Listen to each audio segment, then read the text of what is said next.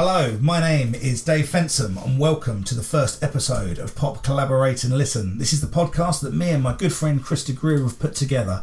Basically, it's a journey through number one albums of the 1990s where we listen to each one and review it in excruciating detail. The reason why we're doing it is we're both music fans. If you ask either of us, we really came of age during the 90s, you know. That was a really important decade for us in our musical journeys. You had hip-hop and grunge and Britpop and all of these really exciting things, rave and breakbeat, all of this great stuff was happening. Went to some fantastic shows, but the one thing we realised is that that's not what the majority of people were listening to. When we talk about the 90s, our experience of the 90s was very different musically to the mainstreams, and we realised that actually a lot of these albums that were number one in the UK where we lived, we'd never really heard at all. So really the purpose of this, in a nutshell, is were we right to eschew these records in the first place, just ignore them, or is there actually gold in them thar Jamiroquai records? Were the Spice Girls better than we remember them being? You know, was Phil Collins the new Messiah? A couple of words of warning, we're very sweary. I'm from Luton, he's from Northern Ireland. We grew up with a lot of violence in our lives and it's made our language profane. Bear in mind, we know nothing about sound recording. We've started off at absolute beginners, we've got better as we've gone. Hopefully none of it's unlistenable, but do bear in mind, if you don't get on with the first couple of episodes, we do get better as we go. Anyway, without any further ado, here is the podcast. Hope you enjoy it.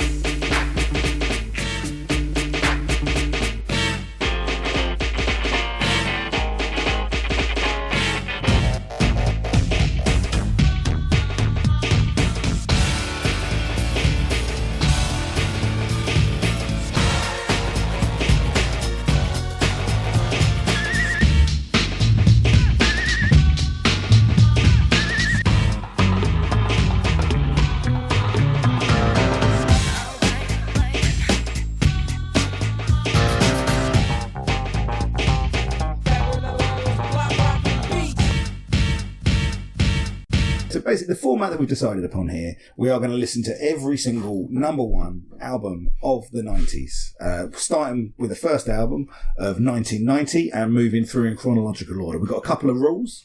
Firstly, it has to be an original album, no compilations, no greatest hits, no the essentials. I mean, 1990, there was a lot of Pavarotti about, mate.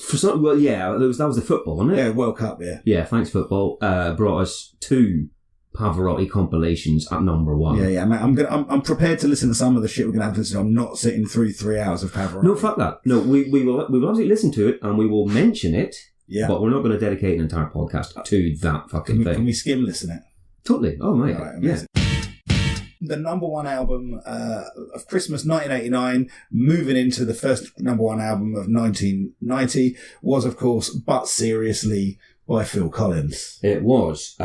He released it in November 89 and it went pretty much straight to number one and stayed there forever. It was there for 15 weeks. Well, non-consecutively. There was 1 week where something else came in, but then Phil decided he had enough of that shit and went back to number one. It wasn't fucking about Phil, It wasn't. No, he was number one until March of 1990, pretty much. It's nice. I mean, it was like this album, as far as I can remember, was 4 times platinum in the UK.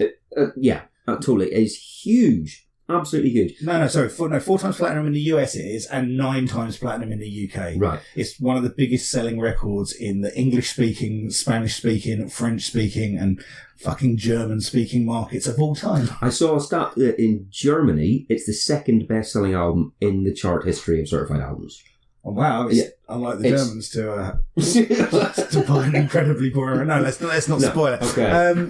But, you know, but we cannot emphasise how big this album was. Yeah. And I must admit, you lived through this. I wasn't particularly aware of how big a deal that is. Yeah, I wasn't at the time. I wasn't aware. I mean, I remember because the week before this, my birthday's Christmas Eve, and the week before this I got my first ever CD player, right? And there was a bit of a mix-up, there was a bit of a miscommunication amongst relatives, got a lot of tapes.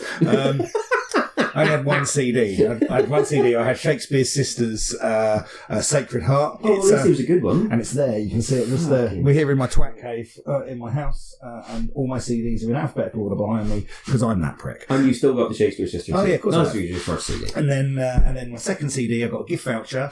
I think it was an hour price voucher, possibly a W.H. Smith voucher when they used to sell records. Good times. And I got Duran Duran's Decade.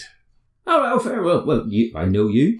You're a massive Duran Duran fan, so yes, why wouldn't you have that? That's fair enough. Anyway, right. So back to Phil Collins, right? So fucking bland. I thought there's going to be no hook to it at all. Nothing happening. Right.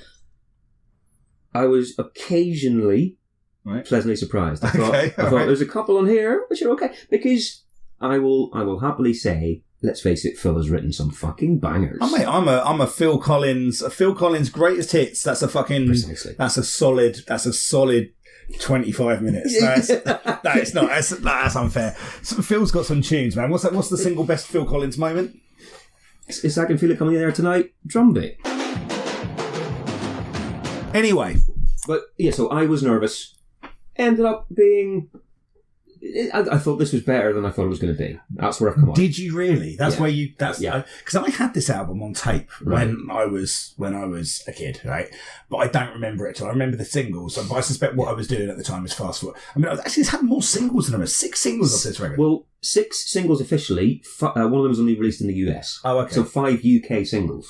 Right, okay. Which is that's Michael Jackson levels of single release. Yeah, I mean, it is in some ways. I mean, I would say there's probably a fairly big quality differential. Very true, actually. Yeah, some of these singles shouldn't have been singles. Right. So I guess we should. Well, I'll tell you what. Let's start with that album cover. I'm looking at this picture here. Mm-hmm. Obviously, what are we seeing here? I'm seeing a man who really, really wants to be taken seriously. I mean, he does, doesn't he? Yeah. I mean, he's called it But Seriously, which is a clue. He's looking off somewhere in the middle distance. What at? I'm going to say Issues. This is one of the most kind of over-dramatic album covers. He didn't need to do that at all. See, I'm thinking that the quality of his shave wasn't up to par. There's a couple of bits he's missed. Is that just showing that he's a bit rough as well? He's not some clean-cut pop boy. I mean, he's never a clean-cut pop boy. I mean, the thing about Phil Collins, right? Phil Collins is one of the things you could say is probably one of the last great ugly pop stars, isn't he? Well, he definitely didn't give a shit. He didn't try and spruce himself up. He embraced the bald look. He went for that small, slobby bloke. Well, we've got the vinyl copy here, right? And I'm pulling it out and I'm looking at the photos of him, and they're broadly your common or garden recording in a studio photos, right? Mm-hmm. But in every single one of those pictures, he looks like someone's dad. Indeed, yeah. No, he's got that look. I mean, he probably thinks it's like an everyman look. Mate, look at how look at his t-shirt. Right? Just there's a picture here. He's wearing a rugby top, and it is tucked into the fucking belly button and a pair of slacks. Yeah. So anyway, right. So I mean, the overall cover it's a simple design. I would say it's very late 80s, early 90s. Oh, for sure. It's one of those, you can see record company going, that's the one. Yeah. That's the picture. He suggested, how about me looking moody into the distance off camera? And they've gone, yeah, wicked. And they've seen that and gone, that's cheap as hell. Yeah. And, yeah, but also, it carries on from his previous one. The No Jacket Required was just his face. But that was zanier, wasn't it? It was a bit weird. Yeah. I think he's saying, like, I'm not going to be saying anything like studio this time. No, I'm not fucking around, mate. No, well, I'm a grown up. Here's some issues. I'm a dad. I dress like a dad. He's embracing his dadness. Right. Okay. So, fucking hell, here we go. Right. Shall we hear how this album starts? Indeed. So, track 1. First one, Hang In Long Enough. This was one of the singles. This was the last single to be released. First one on the album, last single to be released. But it's to be honest, I think it's a good way to kick it off. It's a big blast. Let's just hear how it starts. All right, yeah, let's go for it.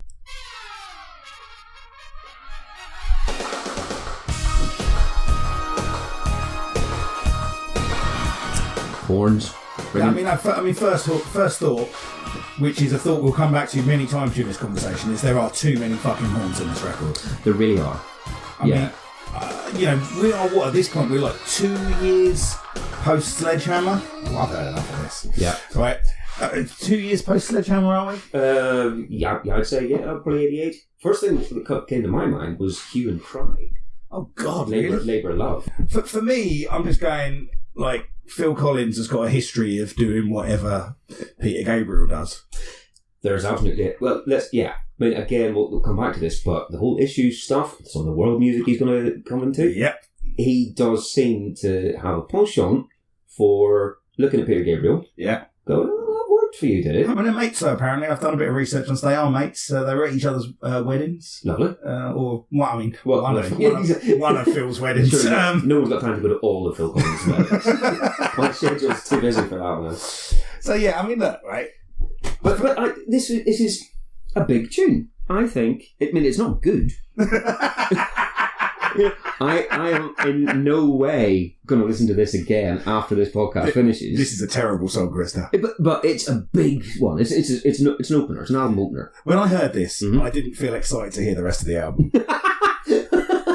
when I first listened to this, I went, oh, fucking hell. What will be done? 10 years of this, right? That's what I thought. Sure, lyrically, right, it seems to be about hanging in there. Like, you're going to get the right opportunity. Yes. There's a lyric in it, though, that, right, tell me if you can make any sense of this. There's a lyric in here that says,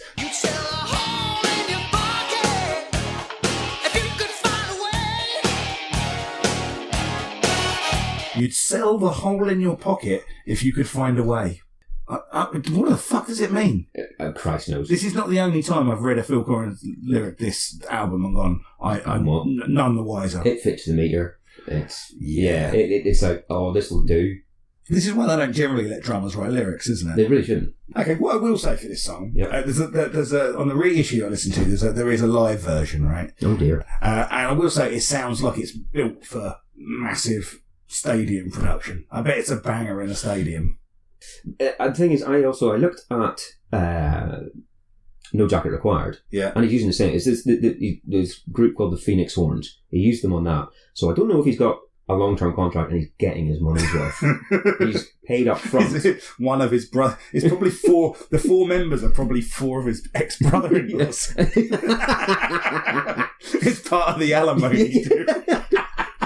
Okay. But yeah, it's overpowering on the horns. Okay, so hang in long enough. Okay, you're it's a mild thumbs up from you. It's an indifferent from me.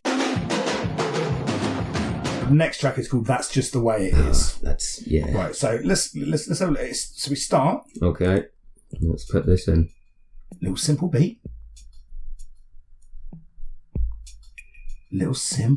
Oh yeah. Yeah, I think that's definitely one of the presets on a Casio.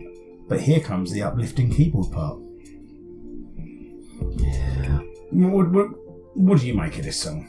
Oh, it's balls. Yeah. It's proper balls, and I don't know why he's called it just the way it is. Well, it's because it's got that little sad note that goes under. That's the only bit about this song I like, where it goes, "That's just the way it is." Oh, for sure, but Bruce Hornsby did a song called "That's the Way It Is" 3 years before. This isn't the only song on here that's got the same title as another song from the 80s. No. It really isn't. When I was Googling the lyrics, it kept giving me other songs by other artists. Oh, right, okay. This I've written down here, and I think this is all we need to say on the subject: bog standard album filler ballad. Yes, that's fair. I think that's absolutely fair. I've got nothing else for this song. It's wasted everyone. But you say it's a bog standard album filler. This was a single as well. Was it? This was the fourth single out of 5. I mean, this is not a single. No, absolutely not. I mean, maybe it's the fourth single when you're struggling. But why? If you're going 9 times platinum, you're not struggling in any real meter. No, this is true. But then, that's the record company going, "Oh, we're still number 1 on the album charts. Let's chuck another single out." Fucking hell, yeah. Awful. And the other thing is, and again, I didn't know this at the time, and I'm sure I would have been more than happy. This is about the Troubles in Northern Ireland. Is it now? It's about the Troubles. Wow. Yeah, and so what he's saying is, "Oh, that's just the way it is. No one knows why we're fighting. Isn't this awful? That's just the way it is." Well, he's not fighting. He's in Chiswick. Some say that'd be worse. I mean, no one says that's worse. But and also because it is a song about the Troubles, and the DIRA and such like, I think that to have some military drumming come in halfway through is borderline.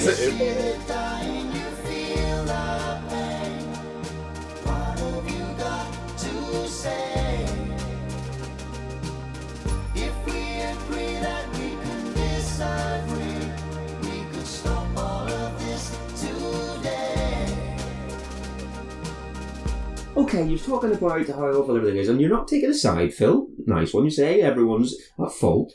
Okay, but then don't have a marching band come in. I mean, you could have put a couple of like Westwood bomb drops in it. Yeah. It's your boy Phil Collins up in this place. What's that? If you're going to have a military band, you're going to have a marching band, then maybe stick some tin whistles and bow-horns in for the other side. Couple of galloping horses through a council estate. Ridiculous. Anyway, so what's the next song called? The next one, Do You Remember? And the funny thing is, yes, I do. Because it's exactly the same as the previous fucking song. It is. Well, let's go again. Look, here we go. Let's go. So we start with a simple beat. Freeze out on a Casio keyboard. And in comes the uplifting keyboard part. It really is. This is the same song as the last one. Yeah. You got some balls to put this next to it. But to me that's bad planning. Yeah. And weirdly, if you look at the back of the album cover, the vinyl album cover, which I bought off Discogs, ladies and gents, the track listing is different. Yeah, and they haven't put this next to it on the vinyl, and that's a better move because this is the same song as the last one. Yeah. I mean, this one lyrically, this is about relationship breakups, right? Right. And I think as we've already established, I don't think anyone should be taking advice from 3-time before C Phil Collins. No, his self-help book. Yeah, his relationship book is not going to sell. I mean, I would be more interested in hearing what he's got to say about the troubles than about relationships. Yeah, and I have no interest in that either. Exactly. Yeah, for sure. I feel he's probably got at least some more credibility in that. Yeah, indeed. He didn't start the troubles. He was definitely at fault. Isn't that a Billy Joel song? But yeah, this is absolutely true. He has been through a couple of divorces by this point. Yeah. He's constantly moaning about his relationships and saying sorry to ex-wives in songs. This is just another one of those. Yeah. It's the next in line of, oh God, I think I screwed this one up as well. Yeah. That was a single in the US. Was it? That was a single. I mean, why? The thing I've always liked about Phil Collins, right, is the fact that he was largely responsible for that trend in the 80s of wearing an oversized suit jacket with the arms rolled up. Right? Absolutely. That's how I picture him. And then he came out with an album called No Jacket Required. What the balls on that man? The balls on that man.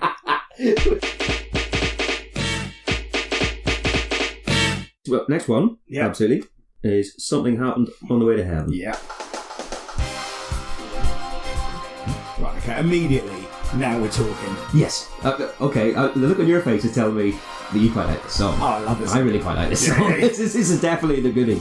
And again, another single. This was, single number 3 in the UK. Now, what I'm going to say straight away,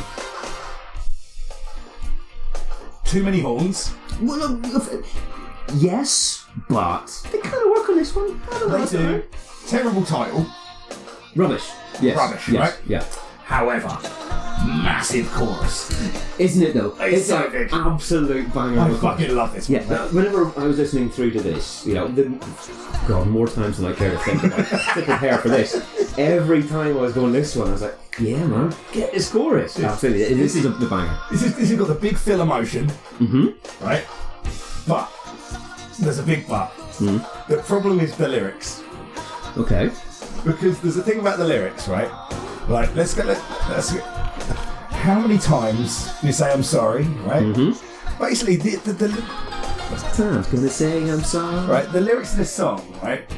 Where he's like, you can run and you can hide, but I'm not leaving. So you come with me. You can just imagine him shouting it through the door of a women's refuge, can't you? I see. How many times can I say I'm sorry? Right. You can run and you can hide, but I'm not leaving until you come with me. Now you said it. We've had our problems, but I'm on your side. Yeah, that's a battered wife right there. Mate, I'm telling you, that's a conversation he's actually had. Oh dear. No, I've stuck the chorus on so I can do this to myself. It is exactly that, isn't it? No problems, bro. I'm on your side, Shell. I don't know it's called Shell. Please believe me. Oh, mate. Okay, well, there's a new twist. You ruined it for me. You have ruined it for me. I still love it, though. Still a big tune. My question to you, right? Because that's the big one for me. Yeah. That is absolutely head and shoulders so far best song we've listened to off this album. Yeah. Have you watched the video? I have not. Well, Jesus, right? It's video for this. And I implore anyone listening to go and look this up. The video for this, I've never seen it, obviously, is footage of all the band, all the horns, everyone. There's like 12 of them. Of course there are. In a big barn rehearsing. They're doing a rehearsal for the live show. And there's a little bit of Phil going, all right, now you stand over here and all right, we're going to do this.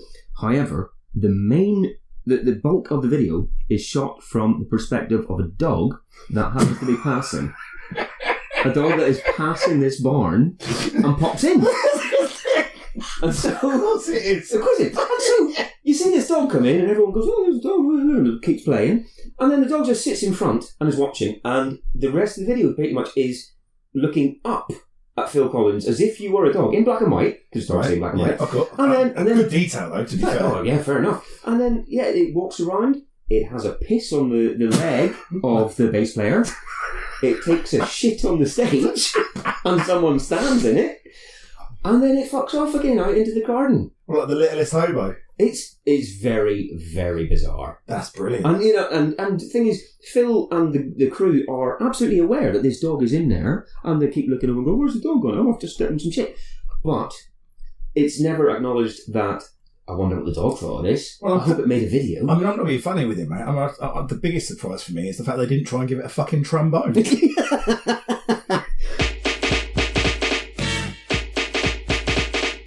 For me, classic like some of the most classic albums have a really strong 1, 2, 3, like first 3 tracks. Well, you should. Yeah, absolutely. Right, you need to hook the listener in. Straight out of Compton. Again, straight out of Compton. Fuck the police. Gangster. Bingo. Right? Yeah, absolutely. Appetite for Destruction. Welcome to the Jungle. It's So Easy. Night Train. Right. Bam. Bang, bang, bang, bang, bang. Yeah. Right, and countless other examples. Those are just ones over my head at the moment. For sure. This is the fucking the Too Many Horns song. Then two shit ballads which are basically the same as each other. Yeah. Well, that's the issue. There should not. If you're going to go up, if you're going to start from zero, obviously you come in at nothing, you don't know what you're doing. Even, all right, you're going to say it's only going up to like 20 or 30 out of 100 on that first song. Even if you go up to 50, you don't then go down to 10 or 5 for 2 songs. Nah, exactly that. You lose all your momentum. Yeah. Another thing I want to try and do on these podcasts is try and look at what else was happening in the charts. Right. In terms of, okay, Phil Collins was the biggest selling thing, but wasn't. What else was going on? Usually I would do what else was in the top 10 this week, but because Phil Collins is, over 15 weeks, I've just done the first one. Okay. The week after Christmas, what albums were in the top 10? So let's see if you had any of these, if you remember any of these with particular affection. I'm pretty sure I know the answer. Number 2 was Jive Bunny, the album. I had that. Good Lord. I had that on tape. That was one of the tapes that I was bought that year. It was a miscommunication. I did not ask for it. But I had it. No one asked for it, surely. No, I had it. Was number 2 in the charts. And mate, those singles were enormous. Oh, they were. Well, I remember the singles just all over the place. Yeah, exactly. Dreadful. Totally omnipresent. Awful, yeah. Anyway. Yeah. After number 3, Kylie, Enjoy Yourself. Yep, I had that. I had the poster on my wall as well. Nice. Yep. Well, did you also have Jason Donovan's 10 Good Reasons, which is number 4? That was bought for me that year on tape. On tape for Christmas. So Kylie and Jason together. Tina Turner, For an Affair. I didn't have For an Affair. No. Lisa Stansfield, Affection. I didn't have the album, but I mean, I did enjoy the Pop Bitch rumour. Indeed, yes, the iglooing rumour, as it's known. I know it isn't true, but I wish it was. No, of course it can't be true, because that's ridiculous, but I've heard it from so many different people. I know, but I mean, that's because everyone wants it. If you don't know what the iglooing is, I mean, just Google it. I mean, it's... Not while you're at work, but yes. Don't. Apparently Lisa Stansfield might I mean, Jesus Christ. I mean, no one's going to listen to this, so we're not going to get sued, but that is an allegation and we don't believe it. No, absolutely. Krista believes it. Yeah. And then, so I didn't have the album. She was, I think, unreasonably popular. I don't think she had anything... Boring. That's the thing. She had a decent voice. Yeah. She had a couple of okay tunes, and she had a collaboration with Cold Cut. I don't see why there was a big fuss about Lisa Stansfield. I mean, because you weren't a middle-aged woman. Of course, that is probably what it is. And also, I wasn't a middle-aged man, so I didn't get into Chris Rea's The Road to Hell either, which was after that. No. I mean, I'm not. Everyone's dad had that record, didn't they? Yeah. That was a record that was sold to dads. Oh, yeah, absolutely. I reckon there was a marketing department specifically for dads, and that was on the wall. I reckon that their slogan was, "By dads, for dads." I like it. I'm in. Yeah. Right, after this, though, New Kids Hanging Tough. I had that record. Right, okay. I really like that record. Yeah? I did at the time. I don't think... I mean, look, Hanging Tough is a fucking banger of a single. Indeed. Right? And The Right Stuff is Right Stuff, yeah. Right? The rest of the album's a bit girly ballad, right? I see. Oh, well, yeah, boy band staple, really. But, they were a good boy band. Well, they were a very well put together boy band. They were massive. Yeah. But I suppose back then there wasn't the competition that there was, let's say, even 5 years later, I don't think. I suppose not. I mean, there was a lot of stuff that going on. It was big fun. Bros. Exactly. Well, okay. Then Wet, Wet, Wet, Holding Back the River. Had that. Good Lord. Actually, no, I didn't. That was the second album. I had Popped In, Sold Out. Oh, I see. Okay, well, yeah, I don't even remember what singles would have been off that one. Oh, so, yes. Whatever. But then, number 10 this week is Madonna's Like a Prayer. I mean, one of the best Madonna albums. I've got strong opinions on Madonna. Oh, I bet you do. Yeah. I bet you do. I had this album. I played the shit out of this album. Yeah. I mean, like a Prayer, as you know, it's the greatest pop song ever written. That's brilliant. It's the best pop song ever written. And it's about a blowjob, which is brilliant.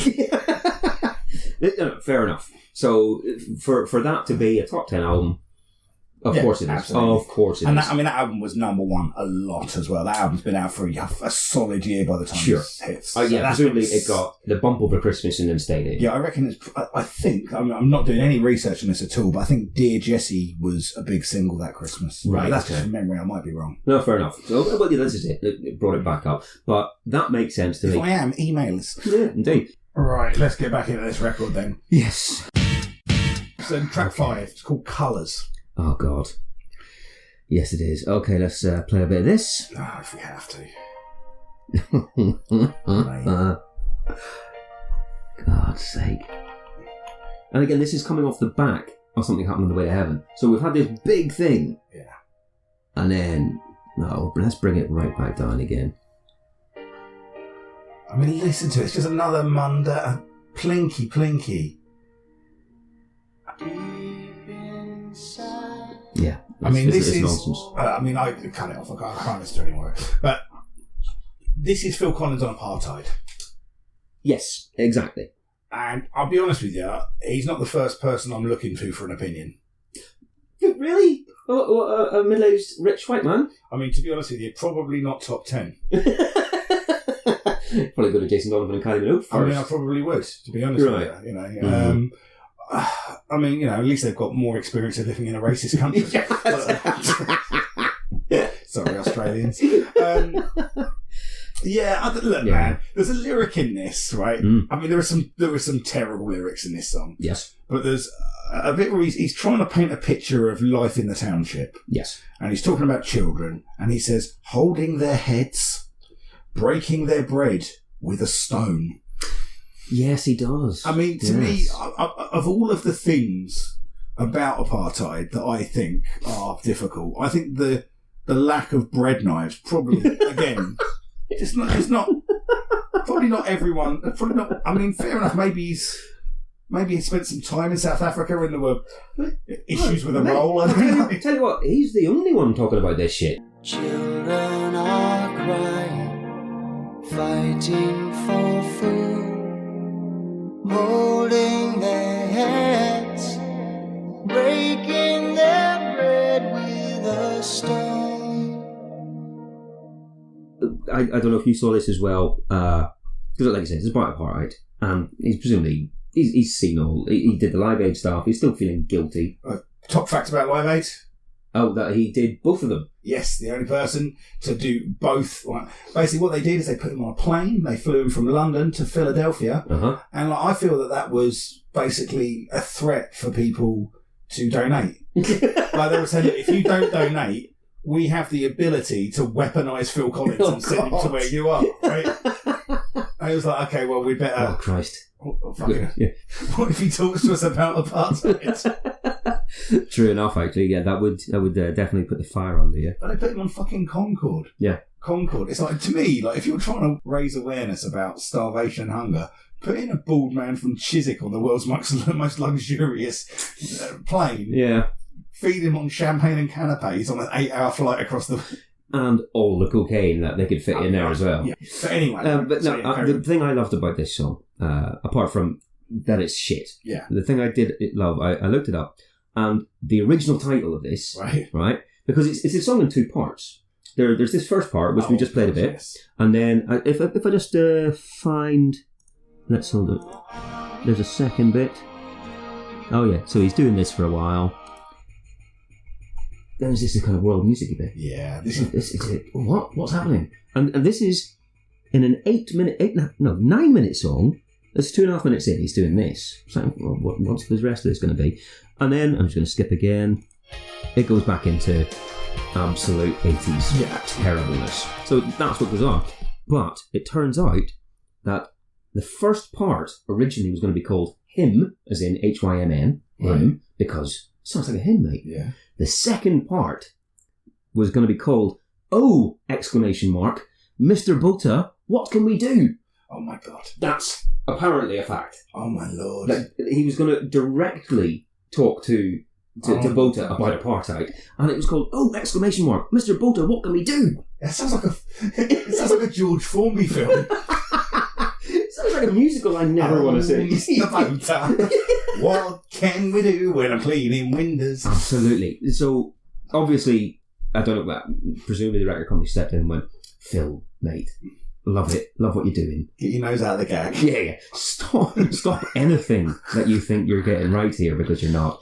Let's just call it something else. What was it about? Apartheid. Call it colours. That's fine. And I bet his first question was, what would Peter Gabriel call it? My biggest problem for a song about apartheid is just all a bit jaunty, isn't it?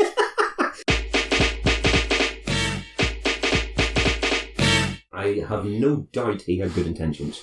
I mean, look, this album should have just been called Good Intentions. True enough. Yeah. Let's face it, in 2018, he wouldn't get away with this shit. No. Like, Twitter would be all over him. Yeah. He would be whitewashing, he would be mansplaining, he would be... Culture appropriation. Yeah, he'd be doing all this stuff, and, you know...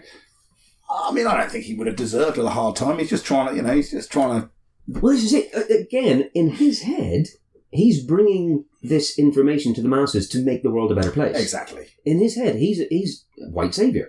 Exactly. But it is just smug bullshit most of the time. I mean, you reckon he was hanging out with Sting?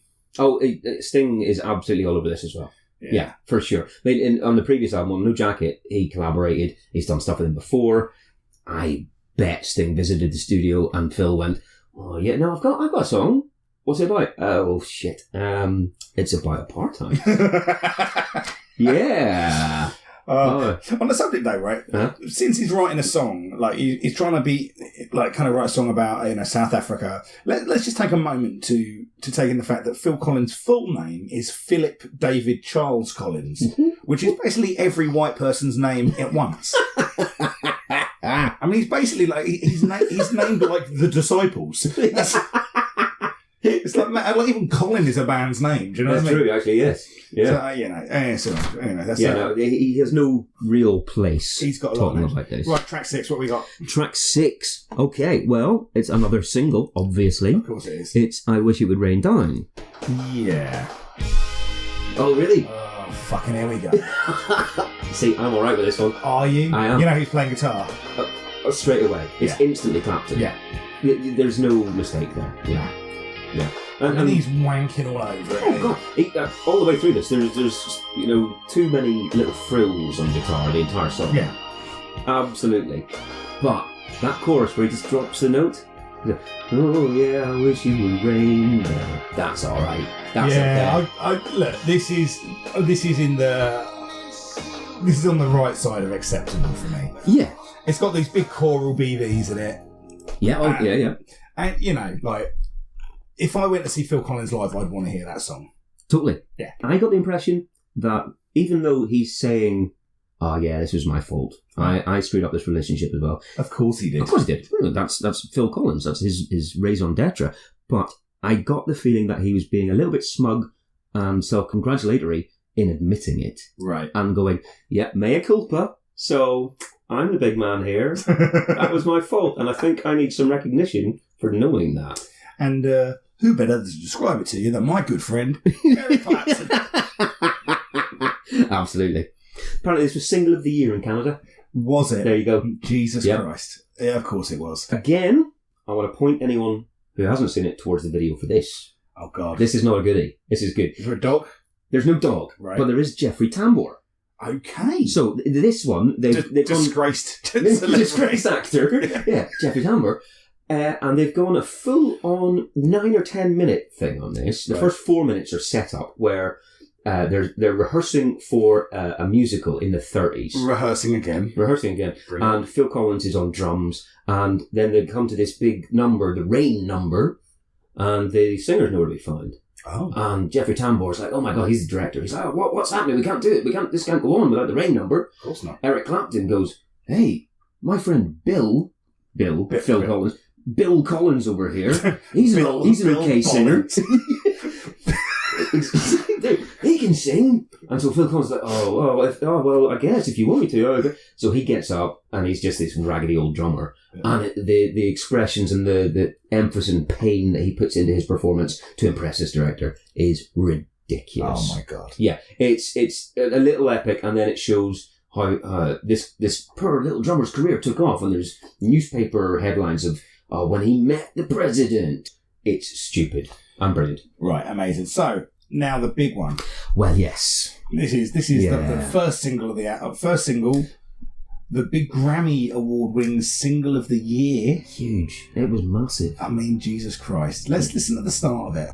See, I think this starts quite promisingly. Well, it doesn't sound like what it's going to be. It sounds like Nine Inch Nails. Yeah, that's true. It sounds like Nine Inch Nails, Depeche Mode. Kind of creaky. Yeah. And you're like, okay, this is really atmospheric. I really like this. Oh, that little guitar there. Whatever. That's good. Some drums coming in. Oh, hold on. Oh, shit, it's this one, isn't it? Yeah. You start recognising it. And out of nowhere just comes the most unnecessary keyboard part in the world. Jesus. There it is. There you go. You're shat all over my videos.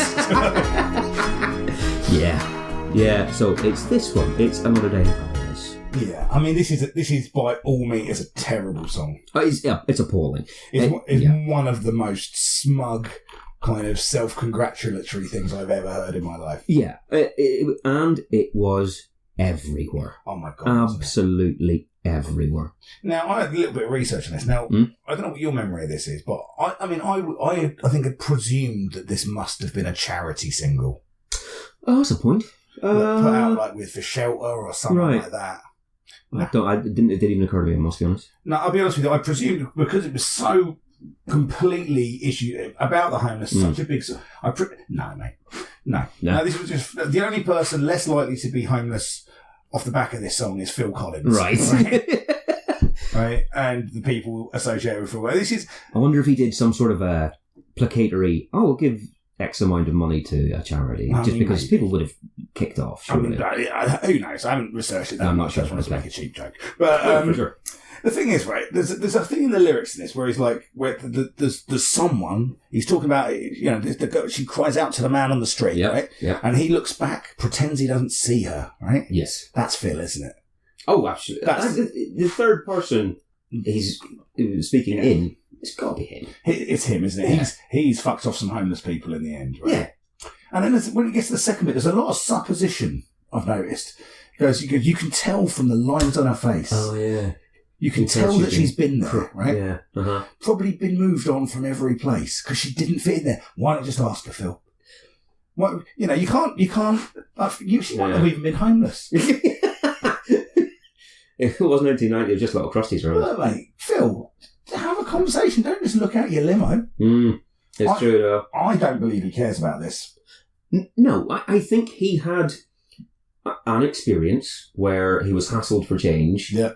And someone pointed out to him, you could have helped that person. And he went, oh, yeah. Oh, I have the power to change. And then he wrote a song instead of giving me money. Yeah. Yeah, I think, more power to him. I wish he hadn't written that song, though. Oh, totally. Awful. Yeah. David Crosby on backing vocals. Really? Yep. Brilliant. Exactly. That's what he did in 1990. Why don't you get an actual homeless in to do it? An actual homeless. I mean, get him in the studio, keep him out of the rain for a few hours. That's true, yeah.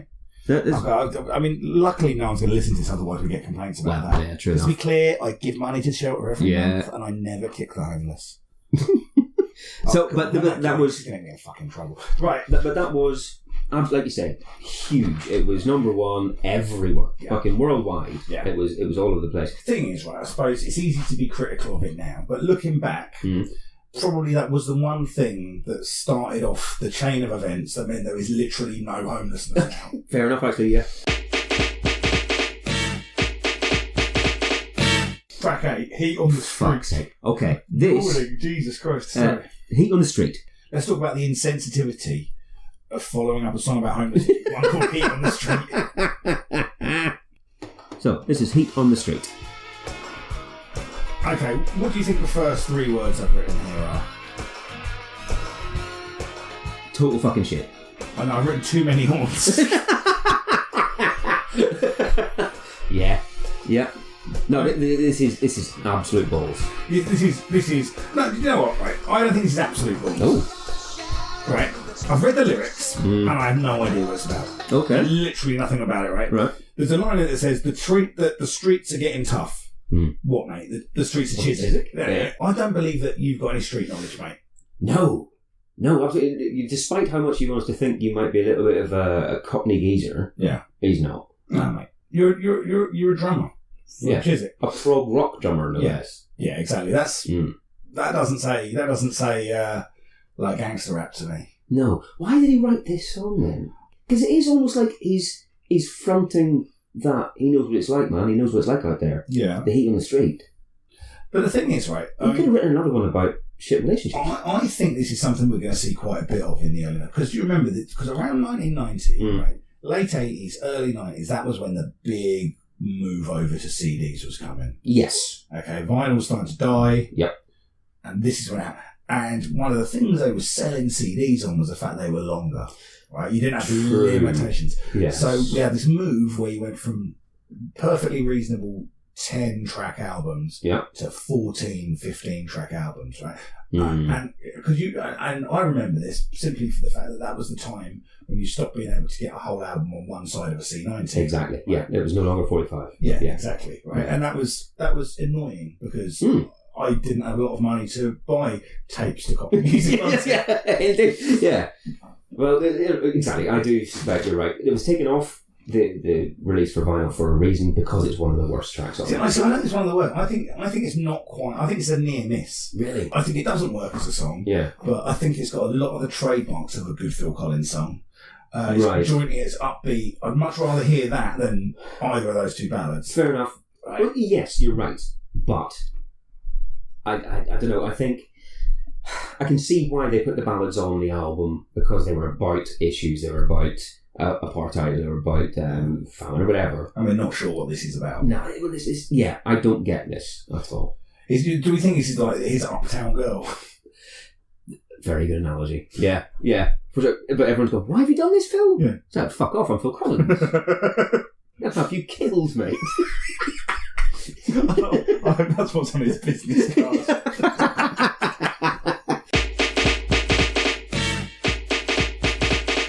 Some albums that came out that we're not going to be able to talk about because they're not number ones, right? But they came out in the period that Phil Collins was number one.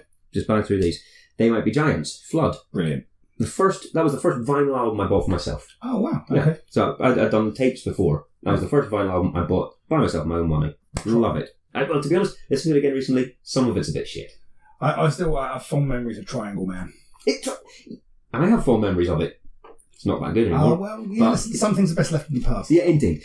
Primus Frizzle Fry Brilliant record. Did you know at the time? I didn't know it at the time. No. It would probably be about 92, 93 for Primus. Right, fair enough. But Frizzle Fry, man, starts off with that kind of rush riff. Dang, dang, dang, dang, dang, dang, dang. Oh, it's amazing. Right, so John the Fisherman on it. Oh, that's February 1990 that came out. So while Phil was at the top, MC Hammer's Please Hammer Don't Hurt Him. Jesus, I had that. I bet. No, Oh, mate. God, I didn't, but it's only because no one got it for me. I say I had that. You still got I've that? still got that. He's looking in the CD, right? It's up there somewhere. Somewhere. Yeah, under H. There you go. There it is. Right. And then the other one I've made a note of is, in fact, Belle Biv DeVoe's Poison. Oh, Came out in March record. of 1990. I kind of forget that I had that big swing. I had that like New Jack Swing period. Sure. I was really into like Ralph Tresvant and Johnny Gill and Belle Biv DeVoe. Yeah. I mean, I'm still in the Belle Biv But who DeVoe. isn't, mate?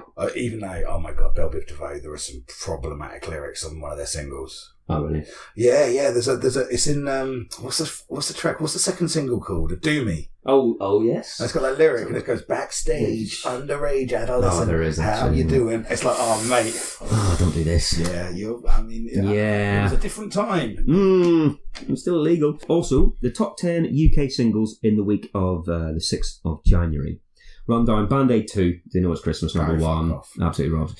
Jason Donovan, When You Come Back to Me. I don't even remember that song. Oh, I had the album, mate. So Yeah, well, quite. No, I don't even remember it. I don't remember that one, is the thing. Number 3, Soul to Soul, Get a Life. Brilliant tune. Indeed, that is a great tune. Number 4, Jive Bonnie, Let's Party. Whatever. Number 5, Madonna's Dear Jessie. So, like you said, I was right. You were right. Yeah. It was big at the time. Number 6, Andy Stewart, Donald, Where's Your Trousers? Jesus Christ. Yeah. I mean, I think I've got that on 7-inch. I had the 12. Did you? No, not at the time, but maybe a year later I found it at a charity shop. Of course you did. But I do remember Simon Mayo playing it on his breakfast show all the time. Yeah. And thinking it was very, very funny. Oh, me too. Yeah. I was like, oh, and he's doing Elvis accent oh now. my Yeah. fucking God. Yeah. Number 7, Keoma Lambada. Worst. Dreadful. Worst. Absolute bullshit. Dreadful. The No. Forbidden Dance. Number 8, though, Della Soul's Magic Number and Buddy. Oh Ballet. my God, That's just massive. That's the I thing. lost my 12-inch of that. Gutted. Yep. Gutted. Number 9 and 10, New Kids on the Block. Hanging Tough and You Got It. The right stuff. 9 and 10. Yeah, brilliant tune. What was number 1 album in America that year? Number 1 album in America was also But Seriously. But Of course it was. in the time period that he was number 1 in the UK, they also had number 1 albums in the US by Milli Vanilli and Paula Abdul. Ah, Paula Abdul. Yeah. Was it Forever You Go? I guess if that's the 1989 one. I think so. Or One that 1990, was Straight I Up. suppose. Straight Up is one of the best. Oh, that's a songs. great tune. Oh my God, that's a good That tune. was, no, I thought that was earlier though. I did as well. I Oh, thought it was that like was 87, 88. Right. So maybe it's second album. Yeah, second album. I can't remember what that was called. Not sure. Spellbound? I don't know. Possible. But yeah, so the Milli Vanilli and Paula Abdul also had number 1s while Phil was one in the UK. The US single, the top single in the week of the first week of January was Another Day in Paradise. So Phil's just fucking everywhere. Killing it, bruv. Yeah, but then also... Kill Collins, mate. Indeed. In the next couple of months, there were number 1 singles by Michael Bolton. Yes, there were. Yeah, Janet Jackson and Paula Abdul. Yeah, So okay. that's the scene. Anyway, that's where you are. Right, let's Let's finish this shit. let's bring this motherfucker home. Yeah. Right. Okay, We so should probably put a swearing one at the start of this podcast, shouldn't we? yeah, or try not to, but Fuck that. Right. So track 9, All of My Life. Yeah. Yeah. Let's see how this starts. The start is something else. Yeah, right. I mean- Okay, here we go.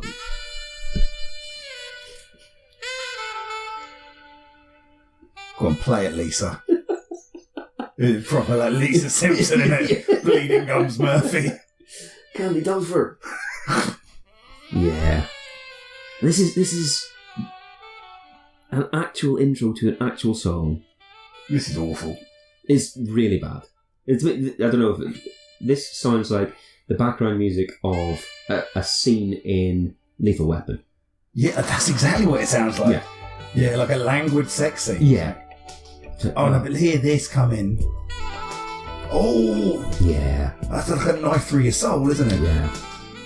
I've just written here another dreary ballad. Fair enough, really. Absolutely. But this is particularly dreary. Oh yeah, I mean, he's really going for it. it's like this. I've been searching Oh, stop searching, Phil. No. Yeah. This is like this is the start of the confessional father-son stuff on this record. Sure. Yeah.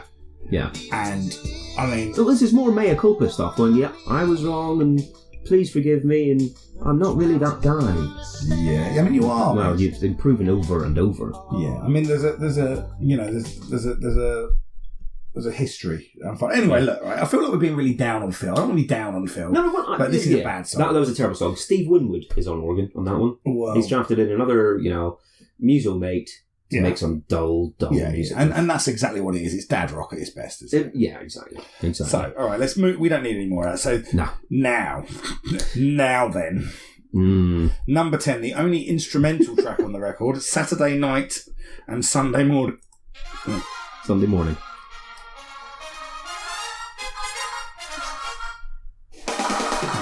What are the first 3 words you wrote for this, Dave?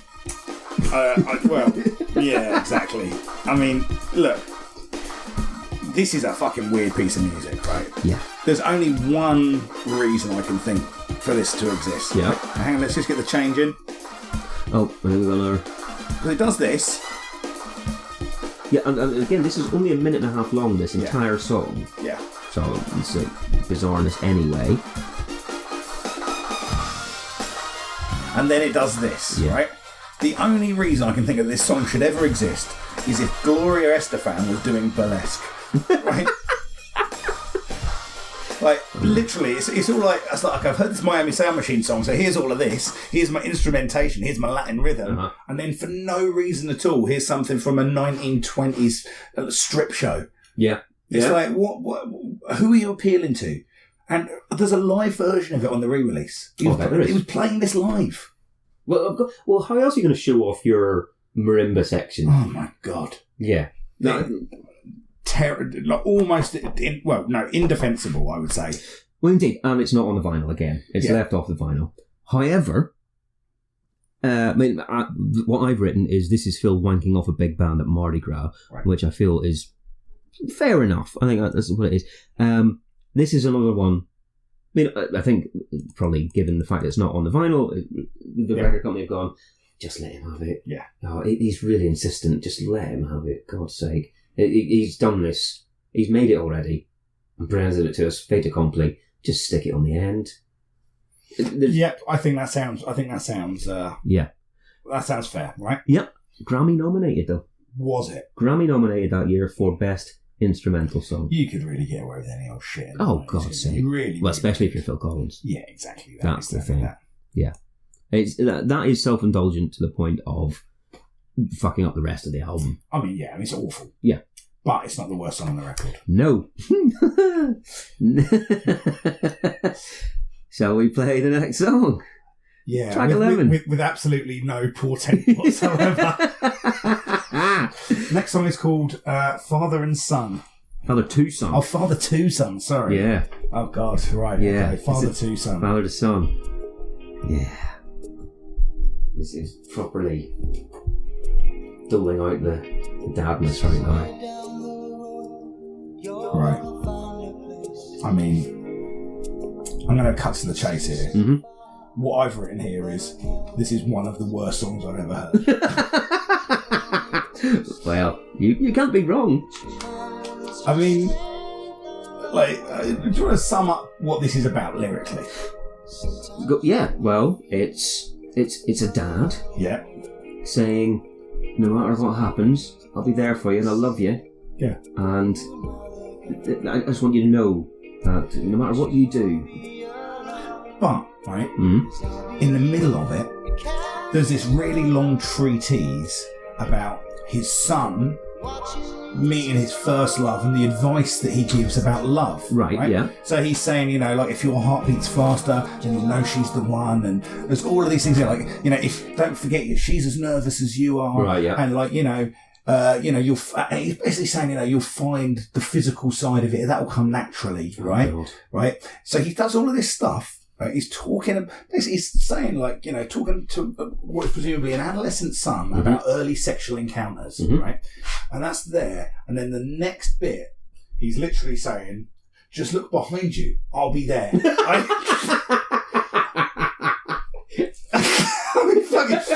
the radio, Chris has put his thumbs up, right? Right? Look, right, can you imagine anything worse? Son. Can you imagine anything worse than being in an early sexual encounter, turning around and your dad being there, And your dad being Phil Collins. Oh my God. Double whammy. and like fucking really knowing a thing or two about rhythm? You want to double down on your thrusts there, mate. That's horrendous. Can you be there with a metronome? Yeah. Jesus. And you're right.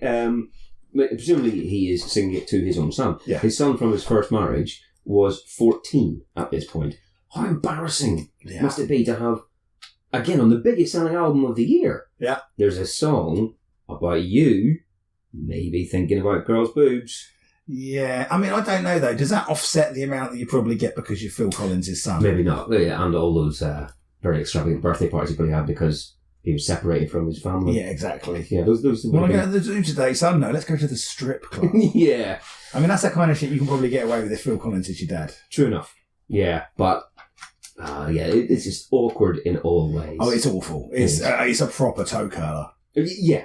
I was listening to it and I was like getting like, I don't know, like I just felt like I felt my testicles like kind of like just growing back inside of my body. Do you know what I mean? Like scratching my neck and having. Presumably, maybe they again on the CD they were like, well, no one probably going to listen this far. Just stick it on there. I mean, if I hadn't have had to, I would have stopped by this point. Fair enough. Yeah. Oh no, God, you would never.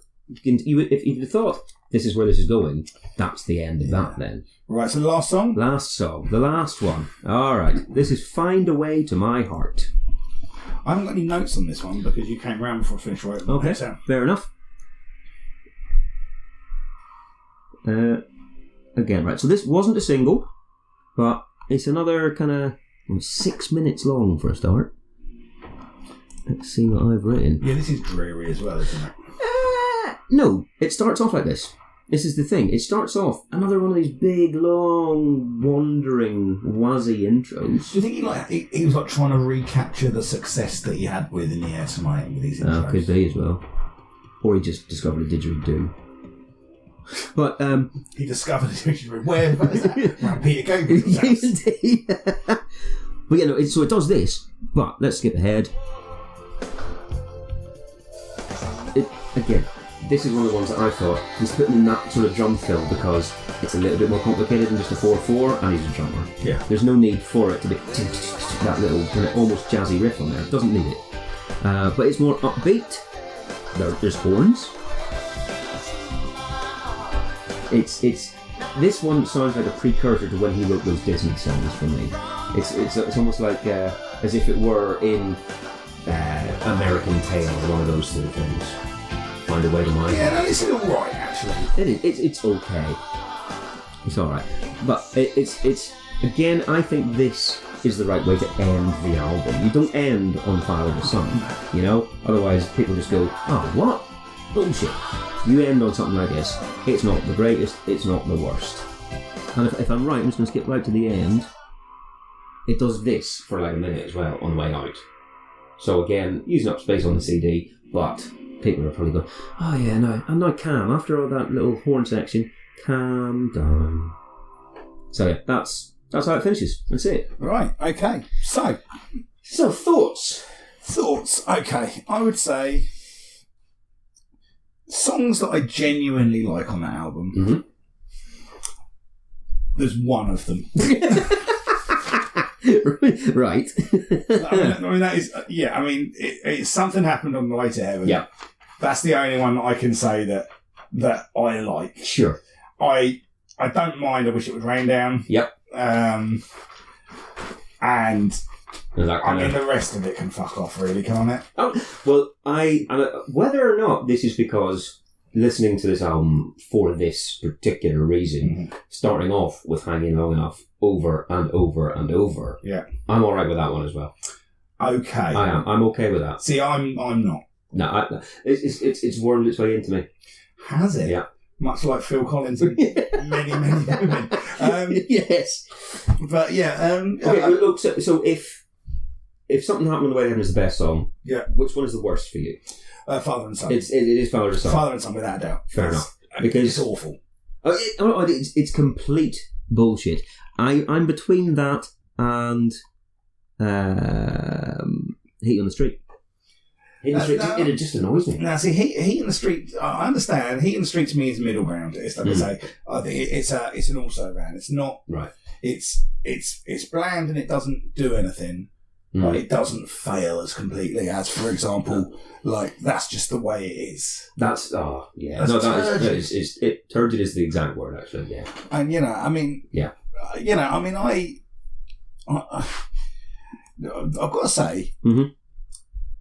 Having accidentally listened to the live versions, right? Yeah, I do think that the live versions are better. I think some of these things have been designed to be played out live with a big instrumentation. Fair enough, and sound much more fun. I hear them and I'm like, okay, actually, I can imagine being here and I'm sure fun. Right? I mean, don't get me wrong. If I was at a Phil Collins concert and some of them were taking up time that they could be playing Invisible Touch for the fourth time, yeah, I'd be very upset. Well, indeed. Right? I want to hear Easy Lover. I want to hear Calling in the Air Tonight. I want to hear Suicide. I want to hear all of those big tunes. Well, you want to hear the greatest hits. Yeah. You want to hear Phil Collins' greatest hits, probably in order. Right. So one of the features of this podcast is as we go through, we are going to create the definitive album tracks playlist on Spotify. So I would say that there has to be at least one song from each album. Fair. Right? Yep. And no more, I would say, than 3 tracks. Yeah, otherwise it's too much, right? Yeah. I would make a case here. Mm-hmm. Personally, I would say 1 track. That's what I would... You would just go Something Happened? Yeah. And that would be... Okay. Where would you be? Well, I would be Something Happened and... Wish It Would Rain Down. Wish It Would Rain Down, yeah. Okay. We were early in this process. I'm happy to be open-minded. Let's put them both in. Fair enough. For now. Fine. Okay, you'll be able to find this on our Spotify account. But yeah, okay, so that's been the first episode of Pop Collaborate and Listen. Indeed. Anyway, right. Okay, Chris, thank you for listening, though. Thank you very much for listening. I hope you enjoyed it. I've been Dave Fensom. I've been Krista Greer. And we will see you next time when we listen to... The Christians' Colours. Jesus Christ. Oh, fuck me. All right. Bye.